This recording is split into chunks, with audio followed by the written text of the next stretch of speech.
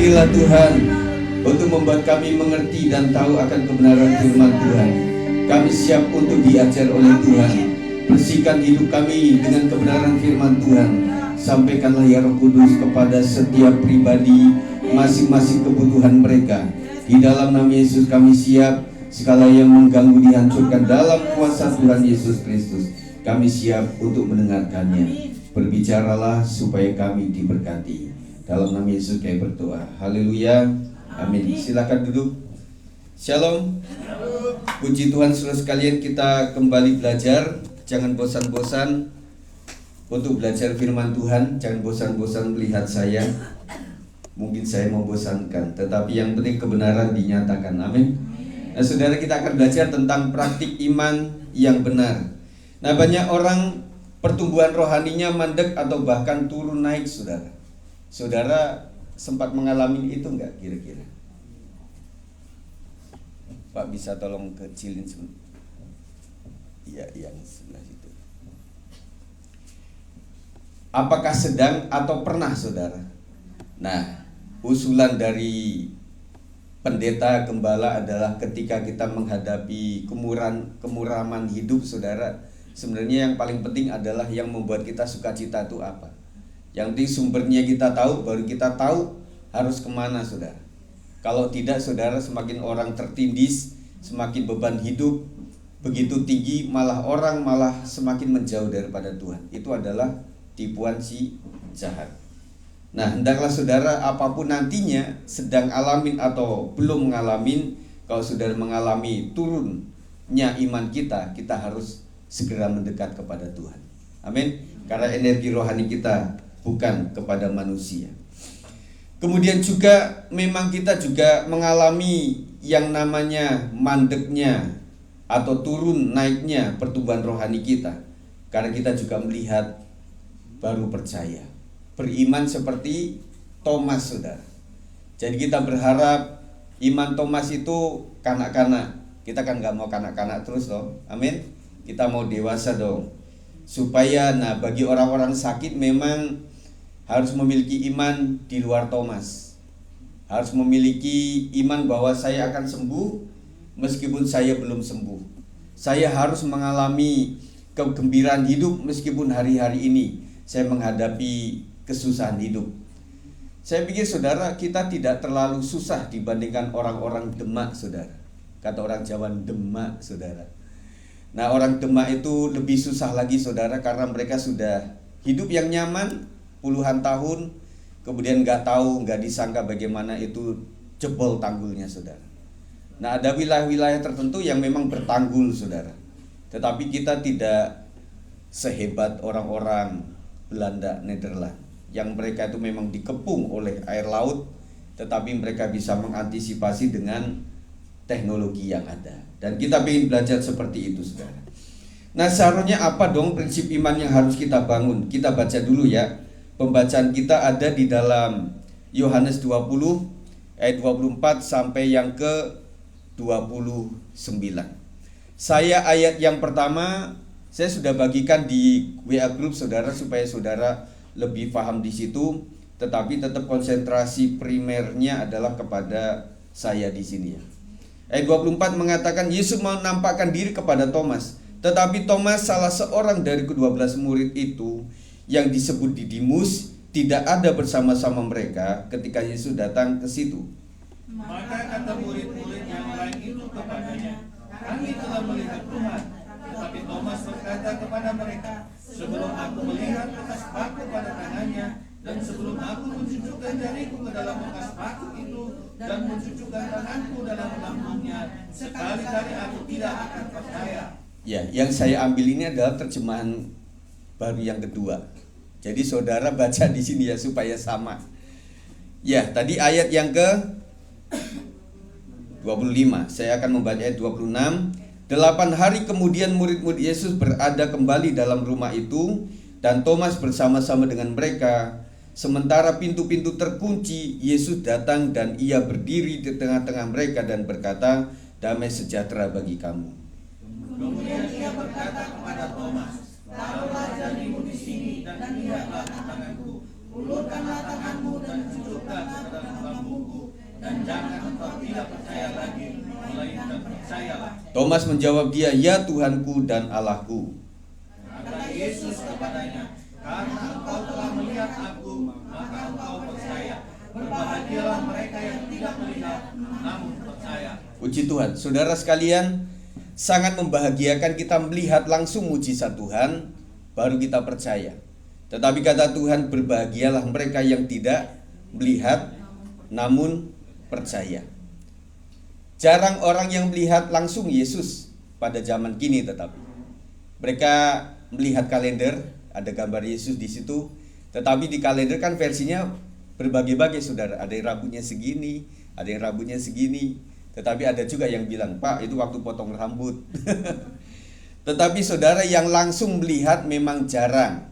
Ada mendapatkan lewat vision, lewat penglihatan begitu ya.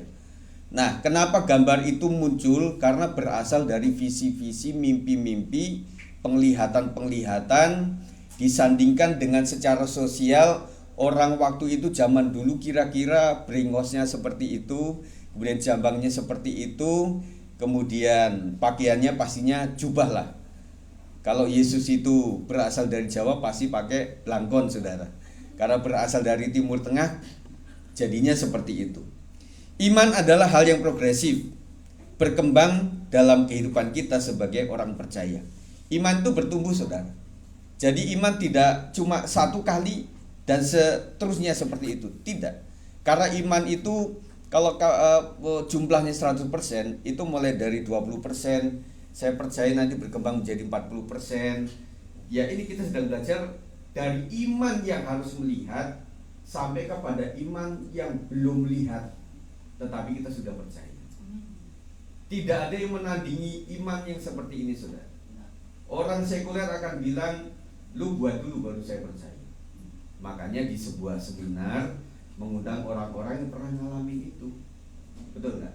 Seorang pengusaha barulah yang menjadi pembicara, karena dia adalah orang yang ngalamin dan kita pasti percaya sama dia. Tetapi iman tidak seperti itu. Berharap saudara masih banyak tantangan di ke depan ini. Ya, setiap keluarga kita doakan terus. Bahkan kita harus berdoa puasa untuk menunjang itu, saudara. Jadi doa puasa itu apa bedanya dengan doa biasa? Mungkin kepuasan rohaninya akan muncul di situ. Kemudian kesungguhan hati akan ada di situ. Selanjutnya rem-rem gas kehidupan kita bisa diatur dengan baik. Aduh, saya mau marah, aduh lagi puasa. Tetapi jangan juga, oh lagi puasa, nanti kalau habis saya buka, wah lu jual gua beli. Enggak gitu juga. Tetapi artinya betul enggak, saudara? Kalau secara psikologi kita lagi puasa itu memang ya kita sengaja menghindari, tetapi anehnya juga waktu kita sedang berpuasa, kita malah menghadapi yang seharusnya tidak terjadi. Yang biasanya anak nggak rewel tuh ya. Tapi waktu kita puasa buat aja yang kita bikin marah. Nah, jadi kita berpikir, oh iya ya, kalau kita semakin mendekat kepada Tuhan, tantangannya akan selalu ada. Tetapi tugas kita adalah bukan menghindari itu, tetapi bagaimana menguasai diri kita sampai kita goal. Iman tidak merupakan barang jadi yang tinggal digunakan, melainkan berproses dalam pertumbuhan. Kita bertumbuh dalam iman, bahkan dari iman satu ke iman yang selanjutnya. Iman kita di 10 tahun yang lalu bisa berubah-ubah, saudara. Nah, bisa yang lebih baik dari sekarang atau malah tidak. Tetapi firman Tuhan mengharapkan kita untuk bertumbuh terus. Tumbuh itu dari benih. Kita kemarin saya berbicara tentang antara berkat Tuhan itu berupa buah yang kita makan, dan yang kedua apa? Benih, saudara. Nah, Tuhan itu memberikan berkat kepada kita juga tidak cuma buah. Nah, kalau orang kerja itu kan berpikirnya gini, habis gajian nih ya, kadang nggak sampai tanggal tua, tengah bulan itu udah habis, udah mulai ke market, mulai ke warung-warung kecil, Mbak boleh nggak pinjem dulu, nanti waktu tanggal baru saya akan lunasi itu. Nah, kami juga pernah bekerja, saudara. Jadi berpikirnya itu habis, nanti ada gaji lagi, ya kan? Tetapi lihatlah Bapak Ibu kita yang sudah tidak bergaji, semua datang daripada Tuhan. Dapatnya itu dua sih. Yang pertama pelit, medit, karena carinya susah. Atau yang kedua menghargai berkat Tuhan. Kalau bukan berkat Tuhan, saya tidak akan mendapatkan seperti ini. Nah, bagaimanakah proses perjalanan iman terjadi, saudara? Fase yang pertama adalah fase percaya karena melihat mujizat atau pekerjaan Tuhan. Tuhan Yesus meneguhkan apa yang difirmankan atau yang dijanjikannya dengan pekerjaan tangannya. Misalnya kesembuhan yang terjadi pada Markus 6 ayat 5 yang mengatakan ia tidak dapat mengadakan satu mujizat pun di sana kecuali menyembuhkan beberapa orang sakit dengan meletakkan tangannya di atas mereka. Tugas kita bukan mencari-cari mujizat, saudara, karena Alkitab sudah penuh dengan mujizat. Kemudian kesaksian teman-teman kita juga menunjukkan itu kan. Atau pengen barengan. Tuhan, saya pengen kayak orang itu loh. Sakit kok disembuhkan. Buatlah saya sakit. Kan gak begitu juga. Tapi secara praktis kadang-kadang kita berpikir seperti kalimat ini. Saya pengen kayak si keluarga itu. Anaknya bisa sukses, tetapi tidak tahu bagaimana cikal bakalnya untuk menjadi sukses itu. Saya pengen menjadi seorang kayak Yusuf gitu loh, yang bisa menguasai di tanah asing begitu ya. Siapa yang pengen menjadi presiden di tanah orang? Saya melihat beberapa tayangan, ternyata ada orang Indonesia asli atau berdarah Indonesia yang mereka ada yang jadi presiden, ada jadi wakil menteri, dan ada orang-orang sukses. Itu yang pejabat kenegaraan. Tetapi orang-orang bisnismen yang sukses di negara lain cukup banyak. Ya, saya melihat itu kadang-kadang juga, orang ini Jawanya kental sekali mereka, tetapi hidup di Amerika. Dia dapat green card, dia punya rumah. Punya rumah nggak mudah, sudah. Orang di Indonesia yang mudah saja kita susah, apalagi negeri orang. Sampai mendapatkan itu, dia punya mobil bagus dan kemudian usahanya juga lancar, baik. Tetapi ketika dia mulai cerita tentang masa lalunya, bagaimana dia di Indonesia kayak luntang-lantung meskipun lulusan S2, master begitu ya. Nah, kita jangan bangga dengan S1, saudara. Kadang S2, S3 itu banyak juga yang luntang-lantung. Nggak cuma S3 secara sekuler, tetapi S3 yang teologi juga banyak yang lontang-lantung, yang nunggu panggilan, yang gak ada pekerjaan bagaimana.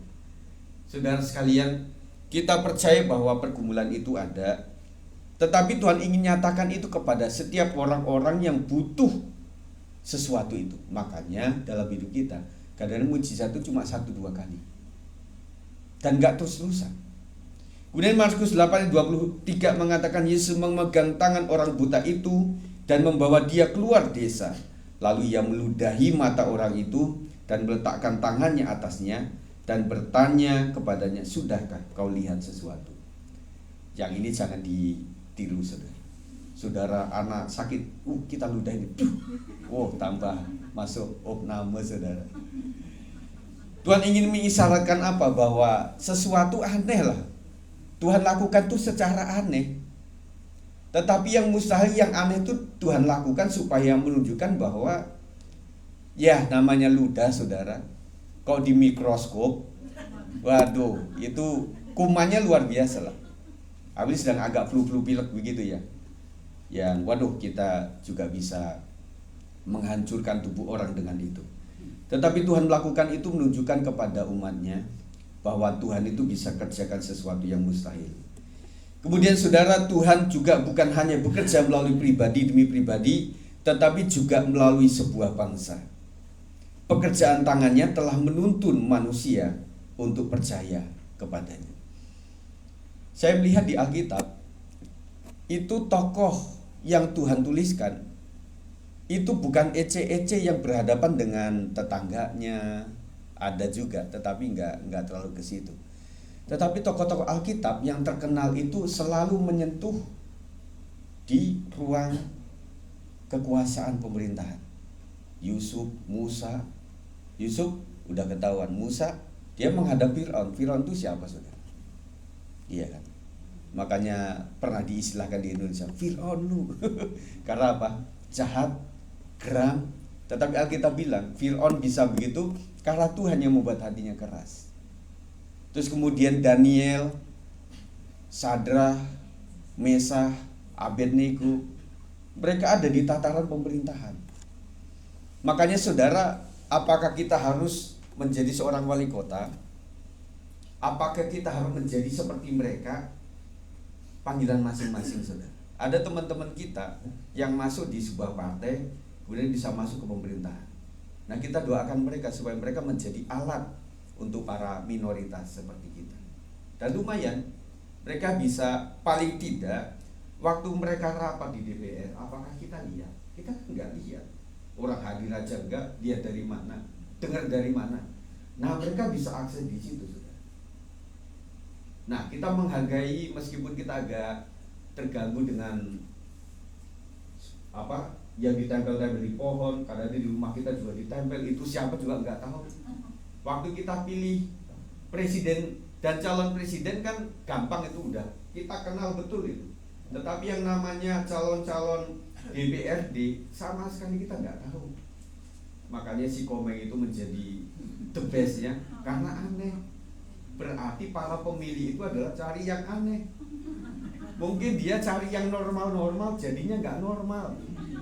Makanya carilah yang nggak normal supaya menjadi normal gitu. Jadi otaknya kebalik, ya. Nah, kita kan nggak tahu, jujur, saya juga nggak tahu ini yang mana ya. Istriku juga cari yang kita agak kenal gitu. Oh nggak ada, bukan.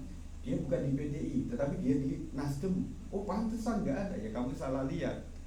Nah, kita cari, akhirnya yang kedua adalah orang yang nggak pakai simbol mereka. Atau yang ketiga adalah kita pakai orang-orang yang kira-kira namanya Kristen gitu. Padahal Natalia yang hajah juga banyak, saudara. Jadi kita nggak sama sekali nggak tahu. Nah, buat kita apa dong yang harus kita menyentuh sampai mereka? Makanya kita ada doa syafaat, doakan bangsa dan negara. Nah, kalau kita bisa sebutin orang sudah menjabat, itu lebih bagus, saudara, supaya Tuhan berbicara kepada mereka.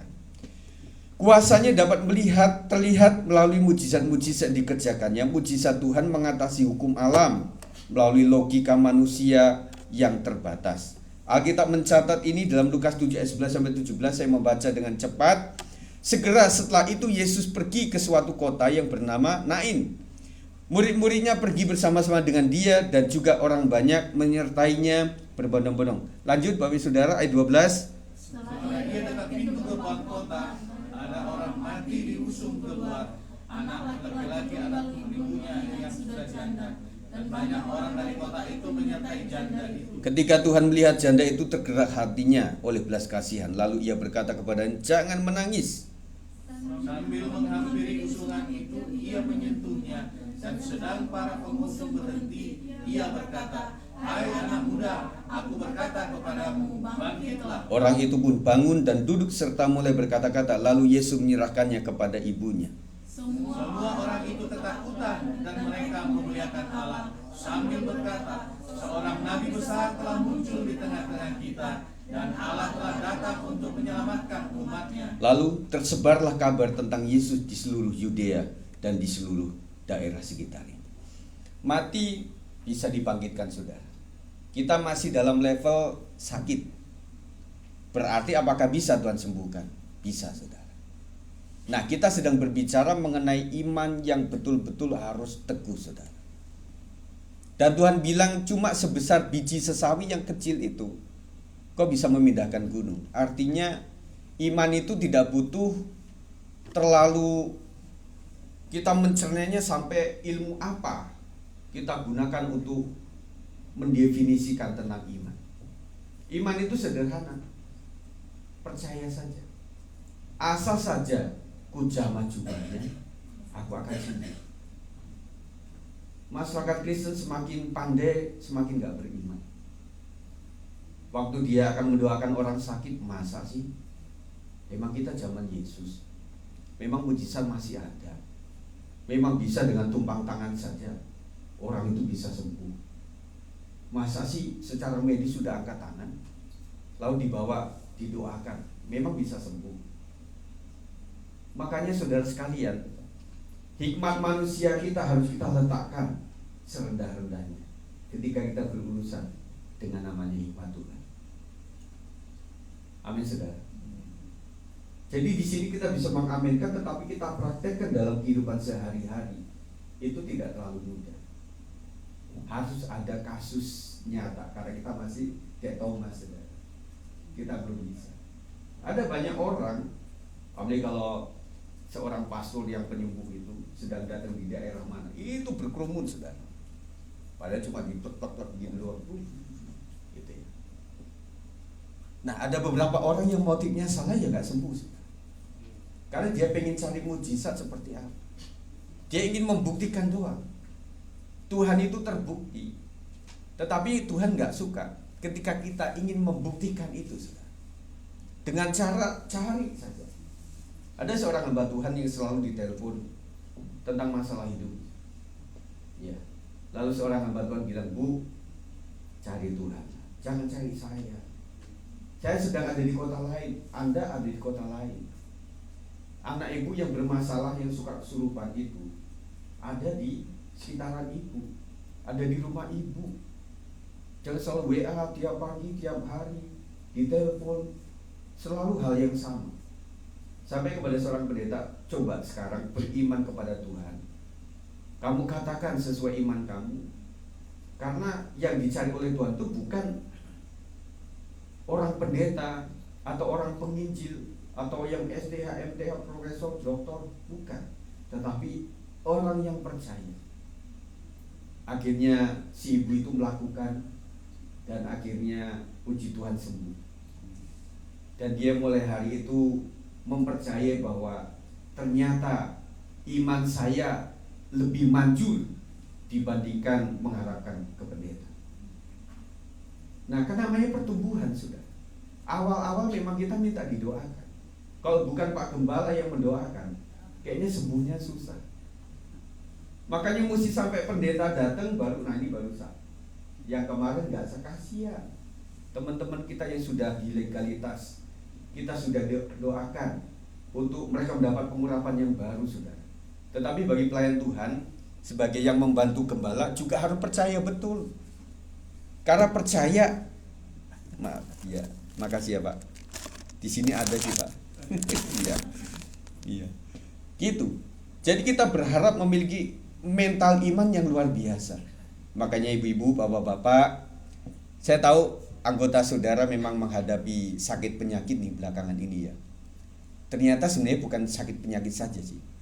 Karena sakit penyakit itu hubungannya banyak. Sakit penyakit, kalau si sakit pasien itu adalah tukang yang nyari duit, itu beda lagi hitungannya. Kan kita, kalau anak yang sakit, kita nyari rumah sakit yang the best-nya, yang nggak ngantri panjang kayak ngantri sembako, sudah. Kadang kita coba, "Pak, pakai BPJS?" "Iya." "Iya sus," gitu. "Ya maaf Pak, tunggu ya, kita cari kamar yang kosong." Ibunya tuh, "Nah, si Bapak diutus, sus, kita mau bayar ya. Jadi ini atas nama ini supaya bisa ditangani dengan baik." Langsung ada kamar, saudara. Nah, kita dalam artian berpikir ini apa? Tetapi kalau sudah si pasien itu adalah pemilik income keluarga, kita mulai mikir, saudara. Ya udah, di klinik juga nggak apa-apa lah. Pakai generic nggak apa-apa lah, itu kan obat juga. Nah, kalau orang sedang berduit, saudara, Singapura, Malaysia, bahkan sampai Jerman tuh yang katanya terbaik tuh, sampai diladeni ke sana. Bahkan ada orang yang melahirkan ya normal bisa lah, di klinik juga bisa, di bidan. Kami dulu tukang dukun bayi kok. Saya itu lahiran dukun bayi, saudara, di rumah. Iya. Tetapi orang ini kadang udah mules-mules ada di Jakarta. "Wah, bawa aku deh kemana? Ke Singapura." Pengen melahirkan di Singapura. Nah, paling tidak nama siapa, tempat tanggal lahirnya kan keren, Singapura. Nulisnya bukan Singapura. Keren kan? Nah kadang-kadang orang kalau masih punya kayak gitu. Jadi sakit itu nggak urusan gampang, sepele saudara. Ternyata ya banyak hal yang harus diatasi dengan sakit penyakit itu. Kita lanjutkan Lukas 7 ayat 21. Pada saat itu Yesus menyembuhkan banyak orang dari segala penyakit dan penderitaan dan dari roh-roh jahat, dan ia mengaruniakan penglihatan kepada banyak orang buta. Jadi ternyata sakit penyakit itu tidak cuma secara medis. Saya ingatkan Bapak Ibu sekalian, makanya 4 sehat 5 sempurna tetap menjadi pemikiran di kita ini. Kemudian udah umur 30 ke atas kita mulai jaga-jaga, karena yang instan yang enak itu memang gorengan saudara. Bahkan kita nyebut gorengan nanti udah ketawa. Kita udah suka gampang dicari gitu ya. Tetapi kita mulai berpikir lagi, ini usia ini sudah mesti. Orang yang rajin kadang-kadang ditakar loh. Karbohidratnya mesti berapa, vitaminnya ini berapa. Pak, hitung-hitungnya masih susah. Keburu lapar. Iya, dalam nama Yesus lah. Nanti darah Yesus lebih tinggi. Emangnya Yesus migren? Kita kadang-kadang punya bahasa rohani, tetapi kadang-kadang kayak seperti mempermainkan gitu ya. Nah kadang kita percayalah sama Tuhan, tetapi tetap menjagalah. Yesus juga puasa, iya kan?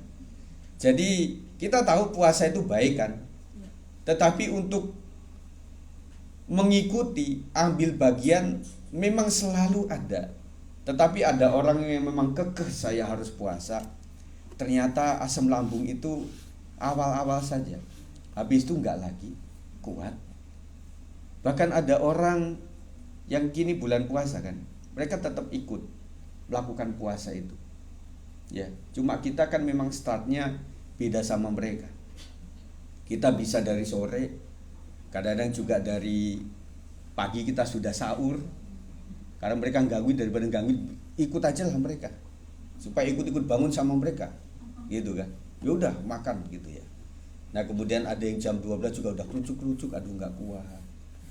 Hari pertama kedua adalah paling sulit. Sampai ada kesaksian orang muslim itu sudah 1 bulan penuh, mereka pengen lanjut. Karena setelah 7 hari itu metabolisme itu sudah membiasakan dengan puasa itu. Jadi kayaknya waktu sudah takbiran tuh ya, ada juga yang masih melakukan itu. Aduh, udah kadung enak. Berarti tubuh kita, metabolisme itu tergantung kebiasaan kita. Anak-anakku sekalian, kalian kan generasi yang bangunnya siang tuh. Siapa yang ngakuin itu? Semua orang tua ngakuin itu. Tetapi waktu kita bangunin pagi-pagi, Pak, ngapain sih bangun pagi juga nggak ngapa-ngapain, nggak ngerjain apa-apa. Kita juga ada yang mikir. Tetapi para wanita, calon mertua itu suka wanita yang bangun pagi. Amin. Kalau laki-laki bagaimana Pak? Ya tergantung nanti kalian akan berumah di mana. Kalau sama mertua itu neraka itu. Iya kan? Makanya banyak anak-anak kita yang pengen tetap di rumah kita karena aduh mertua itu lebih jahat daripada bukan mertua gitu ya. Itu yang terjadi. Nah kita juga memikirkan anak-anak kita nanti setelah mereka dewasa seperti apa ya. Terus istrinya tuh kayak apa, suaminya kayak apa kalau modelnya kayak gini. Iya kan? Nah kalau semuanya udah tergantung sama gadget, semuanya gadget, ngulek sambel pakai gadget, memang kan nggak bisa juga. Kita mikirin anak-anakku, kita itu orang tua mikirin kalian seperti itu. Makanya bawel kita tuh udah 30 kuadrat karena hal yang sepele kayak gini. Tetapi mereka juga memang unik ya. Waktu memang harus bangun memang bisa, tetapi bangun siang juga bisa. Nah kalau model saya, saudara, karakternya itu susah tidur, cepet bangun, itu yang menderita. Ada orang yang tuh enak, cepet tidur, susah bangun. Nah saudara di mana tuh antara dua ini? kita itu terlalu tenang, ya malah mikirin muter. Bahkan jam itu kan suka tik tik, itu ganggu banget. Cicak lagi pacaran juga ganggu itu, antem sendal juga ini. Tetapi ada orang setiap sininya ini udah kena langsung gitu, ada juga. Aneh lagi, kan musim KRL tuh ya. Orang yang kayak gini juga pas mau turun dia langsung bangun, udah gak ada yang bangunin. Nah itu Linda kan ada. Karena udah terbiasa kayak gitu, udah ngitung ting ting ting dari stasiun 1, ting ting ting ting 2, 3, 7 stasiun. Melek, wah bisa. Tetapi waktu saya KRL waktu itu kan beda ya, 5 tahun 10 tahun yang lalu itu. Jadi kalau mau turun stasiun berikut itu harus 2 stasiun sebelumnya kita sudah begini. Mau keluar Pak, mau keluar Pak. Kok enggak, kita mau turun Depok baru nyampe Citayam baru turun. Daripada kelewat langsung Bogor aja lah, udah nanggung gitu ya.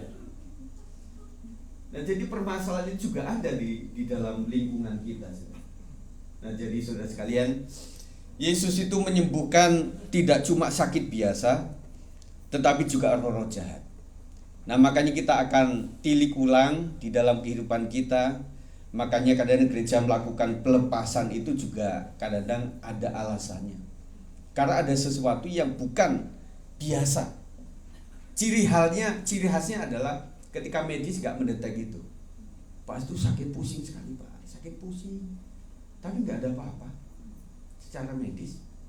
Nah pertanyaan kedua, itu pusing setiap apa Pak? Setiap Jumat Kliwon. Nah itu beda lagi. Iya kan? Jadi kadang-kadang orang mesti usir roh jahatnya. Kalau enggak roh jahatnya betul-betul berbentuk setan, berarti roh kita yang naik turun tuh. Kadang roh jahat, kadang roh manusia. Iya kan? Jadi membuat kita berdoanya mesti tandes gitu. Tandes. Yang pertama, jemaat kalian bisa mendoakan sendiri untuk masalah itu. Lakukan itu dulu. Baru ketika ada pihak ketiga itu contohnya gini saudara. Saudara sudah ngomong sama iblis ini, sudah ada sebuah perjanjian. Makanya orang pengikut gereja setan itu susah dilepaskan. Karena 3, roh manusianya jalan, roh setan yang mengikat dia jalan, butuh pendoa syafaat. Nah Bapak Ibu, teman-teman kita sampai di situ atau enggak? Cuma masalah kesehatan biasa. Kalau munculnya adalah sakit ini, nah kita selalu tanya, Bu, Bapak sebelum sakit, Pak, Ibu sebelum sakit, awalnya gimana? Oh iya Pak, waktu itu makan sate kambing Pak, habis itu makan durian Pak. Waduh, berarti ini bukan diusir rohnya, tetapi roh hawa nafsunya kita usir. Iya kan? Nah kadang-kadang sakit penyakit itu juga berhubungan dengan selera kita, hobi kita. Ada saya punya teman di Bandung itu yang dia setiap datang ke dokter diomelin, pasti Enci makan emping ya? Oh iya dok, maaf, nggak ada maaf bagimu istilahnya gitu. Udah 5 kali selalu emping. Empingan membuat sakit tertentu dan sakitnya itu. Dan makanya buat saya pertanyaannya, apakah karena dia suka itu makanya sakit ini, ataukah kecenderungan orang yang sakit ini memang menu makannya nih pengennya itu? Kan antara itu ya. Ini duluan telur atau duluan ayam? Kan gitu pertanyaannya. Nah karena ini dua-duanya bisa benar. Awalnya waktu saya muda itu memang seperti saya, kan suka tuh ada babi piaraan itu kan, jemaat ngolah ya kita ikut. Dari gembala wak segini kan, itu lemaknya segini sudah. Nah setelah dewasa baru ngakuin, kok dikit-dikit denger gorengan aja udah agak pusing gitu ya. Saya udah nggak ngopi, tetap aja agak pusing-pusing dikit kalau saya agak menghindari yang lemak-lemak itu ya. Tetapi namanya di Depok saudara, di mall itu nggak ada yang jual sayur bayam, sayur bening nggak ada, kecuali bawa sendiri. Yaudahlah, cobain deh. Anak makan apa cobain juga. Lupa lagi. Begitu susah kita di sini. Tapi berbahagialah ibu-ibu yang masih suka masak sendiri sehingga bisa pilih di pasar induk itu apa yang harus dipilihkan. Ya. Nah, puji Tuhan, kita lanjut lah Bu ya. Kemudian angin ribut diredakan di dalam Matius 8 ayat 23 ayat 27. Jadi saudara, saya melihat bahwa ada hal-hal yang memang melanggar hukum alam. Itu dilakukan. Pernah juga yang namanya planet dihentikan sementara. Juga bagaimana Petrus Tuhan Yesus berjalan di atas air. Kemudian air ribut diredakan. Saudara, waktu ada lesus, angin puting beliung, saudara bisa meredakan itu enggak? Udah lama saudara hadap, saudara ikut muter sampai ke atas, mangkruk di pohon nanti jatuhnya. Tetapi saudara, Yesus menunjukkan bahwa kuasa Tuhan itu bisa melanggar yang namanya hukum alam. Kita sudah habis kalau namanya hukum alam. Orang bilang, Pak, enak lo tinggal di villa di pegunungan, gempa. Enak lagi di pinggir laut, luas tuh. Bisa ngelihat Singapura kalau dari Batam, bisa ngelihat Malaysia gitu ya, tsunami. Paling enak tinggal di rumah, Pak. Sambil nanti ke depan dikit ada bakso di situ, makan bakso, tabrak mobil. Di rumah gempa, ini hancur semuanya, anjlok, kita kena lagi. Nah, rasanya nggak ada tempat aman di bumi ini, saudara. Saudara ngeleng di bawah kayak tikus gitu ya, nggak ada udara, mati juga. Nah, saudara pikir bunker tuh kayak apa, saudara? Itu udaranya juga bagus itu. Mari kita buat bunker. Ya kayak Demak sudah bunker, malah mati. Di dalam itu malah nggak bisa nafas. Tetapi Tuhan begitu bisa mengatasi hukum alam. Percayalah apapun yang sedang terjadi di bumi kita, Tuhan ikut ambil bagian di situ. Dia menunjukkan kuasanya luar biasa. Tetapi di surga Tuhan juga bilang, ya salah kamulah. Kamu tinggalnya di pesisir pantai, di pesisir ini sungai apa, Ciliwung, begitu ya. Ya kamu salah lah, itu namanya puncak itu mesti pohon-pohon yang kuat, pohon teh dan sebagainya. Kamu buat villa di situ. Dan kemudian jalan masih bagus dengan resapannya bagus, di beton semuanya. Akhirnya resapan air juga susah. Di Jakarta itu sebenarnya nggak selalu hujan terus loh saya lihat. Tetapi ketika hujan tuh naiknya udah tinggi, nyerapnya lama dibanding turunnya, saudara. Belum baru dari 3 meter udah mulai turun 1,5 meter, hujan lagi, ya naik lagi, saudara. Akhirnya muncullah pompa. Nah, pas sekitaran Kubangan itu nggak ada pemisahan air yang lebih, ini dipompa juga sama saja. Dibantu sama ibu-ibu pakai ember, pakai periuk, pakai apa, pokoknya semuanya yang punya itu dipakai seperti itu. Yang kedua, saudara sekalian, fase percaya meski tidak melihat.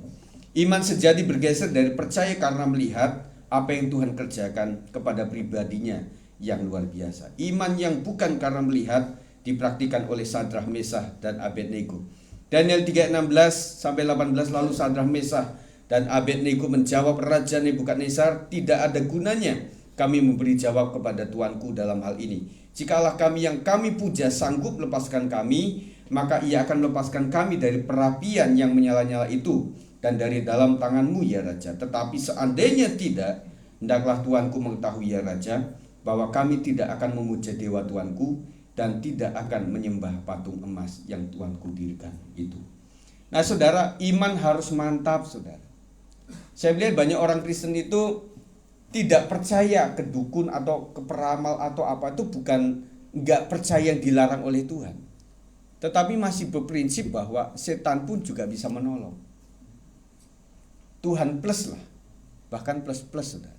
Udah didoakan, udah nggak kejawab, coba kepada mbah dukun, coba kepada para peramal. Saya sudah gambarkan tentang bagaimana kalau kita sudah diramal, itu kayak mengikat kita. Bu, hati-hati ya, umur 50 ada apa, bah gitu ya. Pokoknya hati-hati aja lah, ya. Jangan banyak keluar, jangan banyak ketika umur 49, 3/4, orang itu kembali diingatkan sama setan. Ingat, jelang 50 loh. Anaknya ajak, mah, yuk kita ke puncak. Oh jangan mah. Oh puncak, mungkin nggak suka. Oh ke Peak aja. Itu yang dekat pantai itu. Oh jangan mah. Waduh kemana ya? Ke Margo saja. Oh jangan nak. Oh enggak, ini deh, apa ya? Kita coba jalan-jalan di perumahan gitu. Oh jangan nak. Loh, ini hampir sebulan si mamaku ini tetap tinggal di rumah, kenapa? Gitu. Nah setelah dikorek-korek ternyata pernah diramal tentang umur 50 akan terjadi sesuatu. Kok simbah dukunya tuh ngomong lebih mudah. Pokoknya hati-hati aja nanti akan terjadi apa-apa. Itu tambah mikir kita. Apa yang terjadi? Ketika udah 50 tahun tidak terjadi apa-apa, saudara bisa menggerutu. Wah kenapa nggak terjadi apa-apa ya? Salah ini, ada yang salah. Loh, yang merugikan malah kita anggap nggak terjadi, malah itu masalah buat kita. Karena kita sudah diramal. Makanya Tuhan bilang apa? Sesuai iman kita. Kita percaya bahwa hidup kita adalah dalam tangan Tuhan. Kita lebih enak menghidupi hidup ini.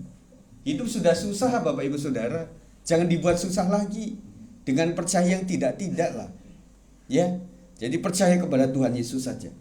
Kemudian Yesus juga menyembuhkan hamba seorang perwira di Kapernaum yang mengindikasikan bahwa Tuhan memang bisa mengatasi segala hal. Kemudian dibangun di atas pengenalan akan Tuhan, pengenalan akan pribadi Tuhan akan membuat iman percaya seseorang semakin berkembang. Orang yang banyak doa dengan Tuhan, banyak saat teduh sama Tuhan, banyak baca firman Tuhan, dia akan bertumbuh dengan baik. Dan ketika orang dalam ketakutan, kita dalam iman kepada Tuhan. Di Krismon masa lalu 98 saudara, banyak orang yang merintih karena bisnisnya. Apalagi yang main falas ya, dia ngutang misalnya berapa, jadi 3-5 kali lipat waktu itu. Terus kemudian ada orang-orang yang betul-betul dalam doa, Tuhan kasih pencerahan waktu itu. Nah, kamu mesti bisnis ini, jangan kayak orang teman-temanmu kamu itu. Dan kemudian orang menertawakan dia. Dia ini orang agak kurang 1 on kali ya. Orang bisnis ini dia ngambil yang lain. Tetapi luar biasa. Ada juga hamba Tuhan yang sebelum tahun 2020, 2018, 2019 dia bicara sama Tuhan, Tuhan, saya ini sebagai hamba Tuhan, apa yang harus saya lakukan? Anakku, belilah lahan di kampung. Wih, ini kok agak jauh dari pekerjaan Tuhan. Setelah engkau beli tanah itu, jadilah engkau petani di sana. Kamu tanam apa saja yang bisa menghasilkan buah-buahan atau umbi-umbian. Nah, tetapi dia taat sama Tuhan. Kurang lebih membangun itu 2020 corona terjadi. Nah, orang susah pangan waktu itu. Orang susah mencari, sosialisasi juga susah. Tetapi hamba Tuhan sudah ada di kampung.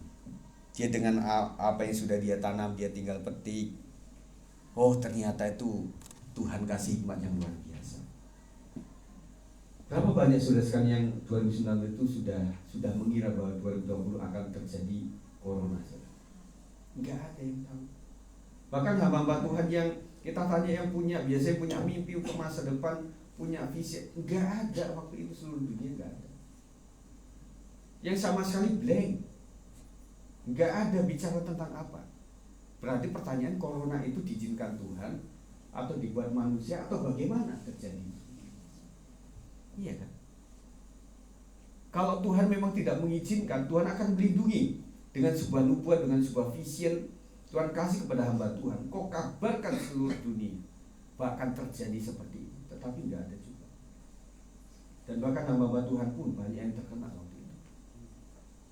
Terkenal Depok sejak corona sudah. 2 orang terkena corona dari Depok. Terus kemudian peristiwa Lembang waktu itu hamba Tuhan semuanya. Kebanyakan orang GBI. Makanya orang-orang sebelah sana bilang, GBI itu paling enggak benar kali. Wah, kita terhakimi waktu itu saudara.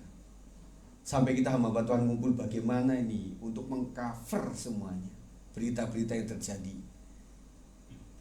Yang di Lembang itu hamba Tuhan yang sedang mengadakan kegiatan rohani. Mereka tidak mengadakan pijit-memijit, oh yuk pijit ministry, ayo saling memijit, nggak ada. Tapi mereka melakukan itu dalam rangka rohani. Ternyata kena semua. Nah pasca itu setelah beberapa tahun kan kita mengadakan sidang majelis daerah di Taman Safari Garden waktu itu. Waduh, udah saling curiga aja, lu ada nggak? Dan yang kita soroti adalah orang-orang yang ikut di Lembang, kelompok GBI tertentu. Setiap dia ada kita akan jauh, pakai masker sampai 3, masker sampai 3, masker sampai 3 saudara. Bukan mati karena corona, mati karena kena masker, nggak bisa nafas. Akhirnya waktu itu ketua BPD bilang, Bapak Ibu jangan ada yang upload foto ya. Nanti peristiwa Lembang kedua nanti kita dipanggil semuanya. Jadi kita foto, tetapi nggak berani upload. Biasanya kalau ada pertemuan kayak gitu kan kita suka upload kan. Apalagi ibu-ibu, foto dikasih waktu 10 menit bisa 1 jam. Enggak, coba lihat dulu, oh saya kurang bagus, kurang senyum dan sebagainya. Sampai fotografer yang ngulang sudah. Akhirnya waktu itu ya udahlah mawas diri semuanya. Dan juga teman-teman hamba Tuhan juga disusahkan waktu itu. Ada jemaat yang dirasa kena, mau interaksi juga susah, tapi nggak interaksi juga ini jemaat. Waktu itu kesusahan luar biasa. Tetapi akhirnya kita bisa berlalu dengan baik.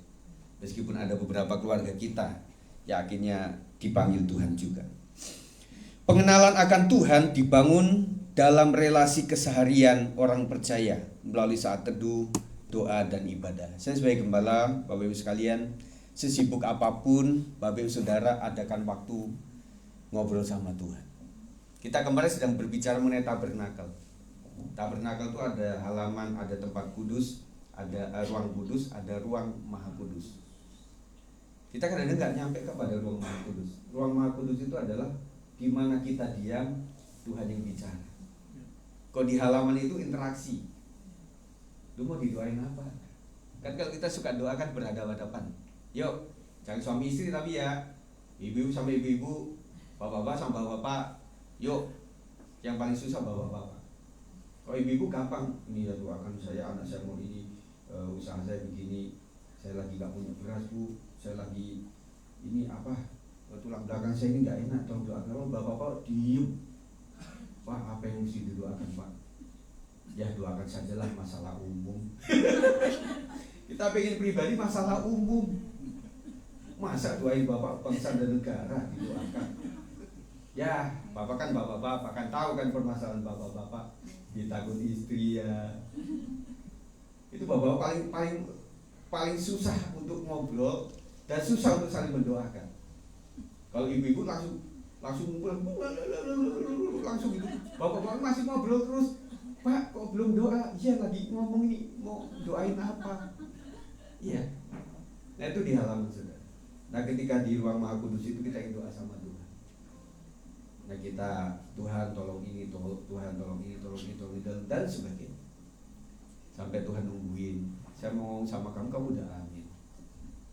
Dan kita coba yang ketiga saudara. Coba, wah waktunya susah Pak, makanya Tuhan tuh bilang Dia suka doa di dini hari. Dan kenapa Tuhan kadang membangunkan kita itu di atas jam 12? Gak bisa tidur. Ya, gak bisa tidur kenapa begitu ya? Nah kita juga mungkin ada sesuatu yang mesti harus saya doakan.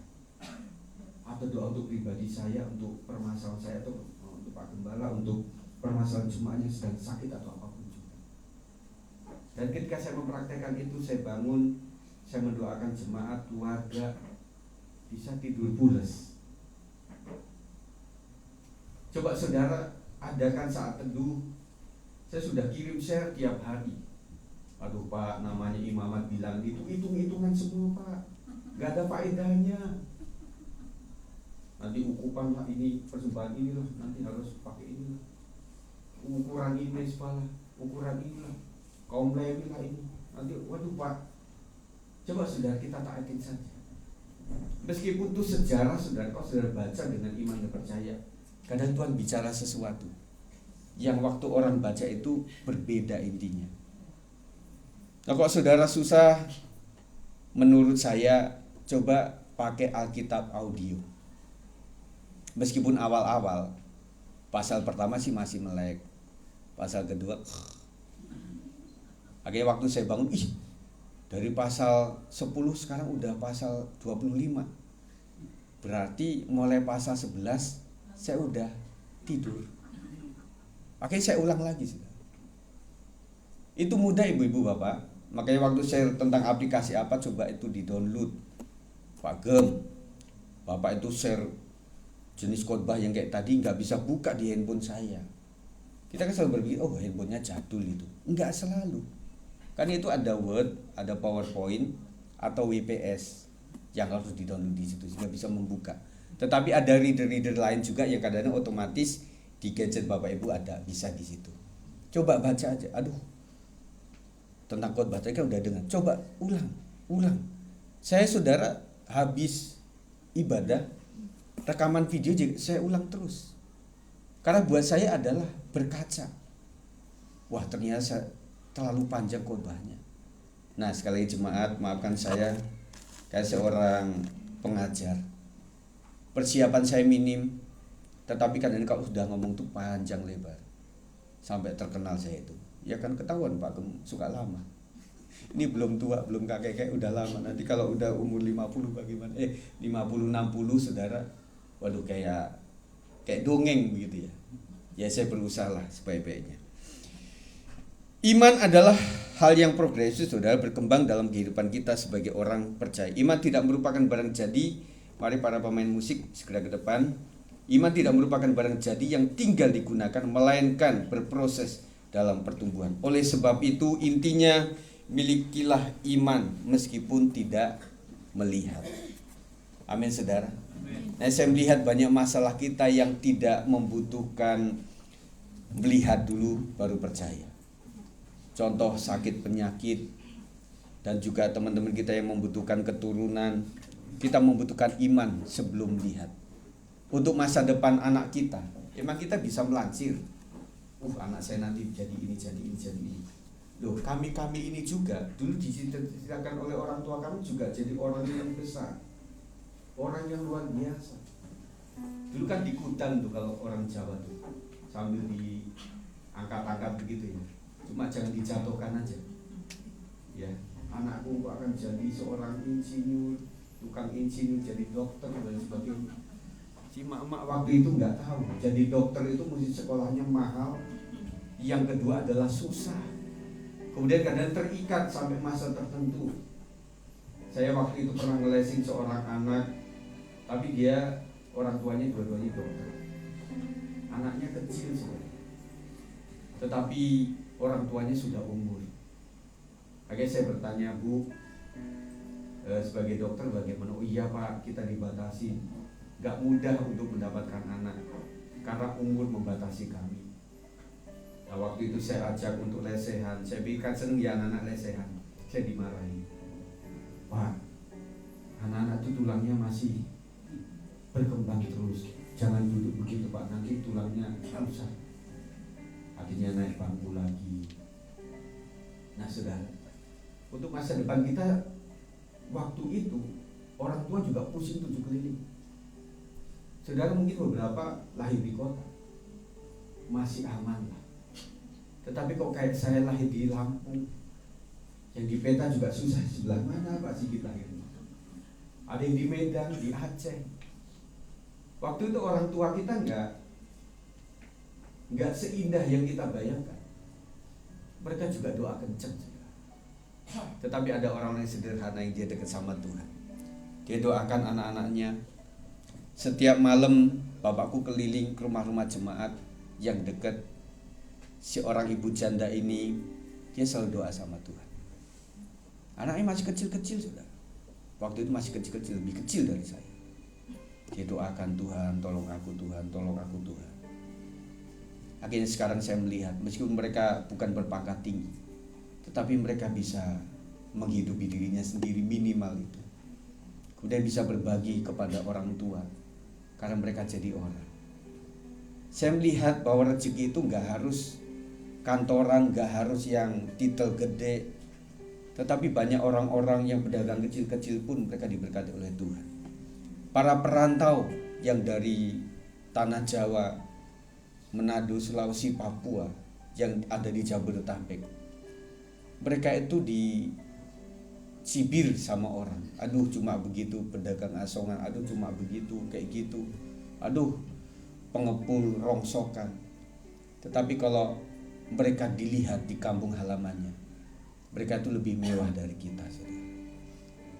Makanya waktu saudara ketemu sama orang-orang begitu, saudara menghargai mereka. Nina, untuk jajan kamu ya. Bang, sini bang. Inilah untuk tajil buat kamu. Yang penting buat orang Kristen kasih tajil sama mereka. Mesti di mata mereka kita melihat beli di mana. Kalau kita bawa di rumah, kadang mereka nggak mau terima itu. Ya. Jadi ini bang, kamu mau buka kan sebentar lagi 1 jam kan? Iya, warungnya ini kan saya beliin untuk kamu. Temen kamu ada berapa saya beliin untuk kamu. Mereka lebih menghargai seperti itu. Ya, kita kadang baju kita bagus saudara, tetapi hepeng kita bisa dikit. Tetapi ada orang-orang yang kayak bau kumel kayak gitu saudara. Istriku pernah kerja di bank di Muara Karang. Itu tempat ikan.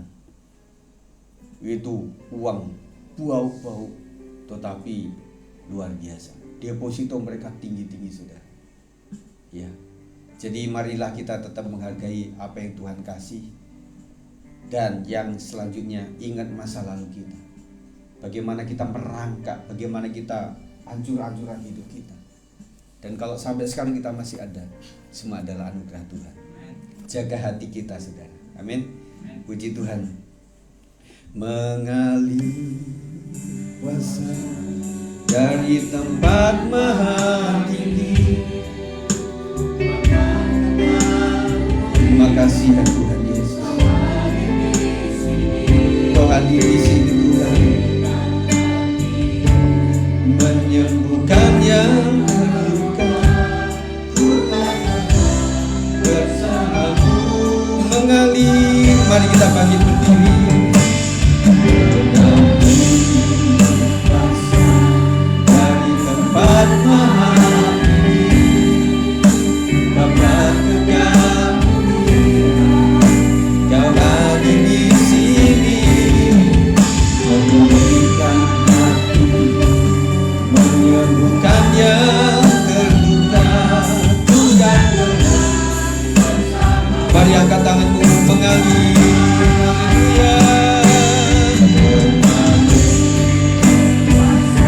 Ada seluruh jemaat. Haleluya. Terima kasih Tuhan.